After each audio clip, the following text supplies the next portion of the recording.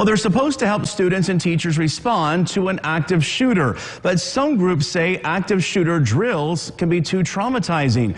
Two teachers unions and a gun safety group are calling for changes to the drills or stopping them altogether. But one man visiting the tri-state who has experienced an active shooter disagrees. Eyewitness News' Mike Pickett with reaction tonight from our Western Kentucky newsroom. To prepare, high schools and colleges use active shooter drills. The thing is you always want to be prepared in the event that something like this happens. Several education and gun safety groups say unannounced drills, or ones that simulate shootings, should not be used since it could harm a student's mental health. They recommend drills that don't simulate a tragedy, parental notification, and have age-appropriate drills. But there are those who say the exercises serve a purpose. Even though you practice it at times that are convenient for you, I think very much you need to have those, and they are very effective. Marshall County School Superintendent Trent Lovett was in Davis County today.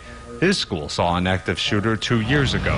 He says his students do lockdown drills, but not active shooter drills. He says those drills help teachers and students know what to do during the shooting at Marshall County High School. It puts your mind in a state very similar to what we faced on that day of the shooting. So to put yourself in that frame of mind and get you ready for what could possibly happen, I think they're very beneficial. Owensboro Public Schools participated in an active shooter drill last year. Spokesman Jared Revlin says no one came forward saying the drill was too traumatizing.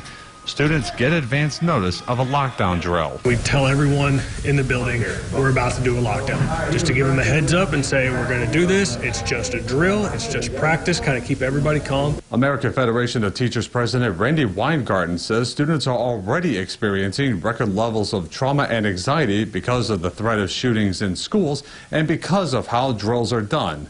In Owensboro, Mike Pickett, Eyewitness News.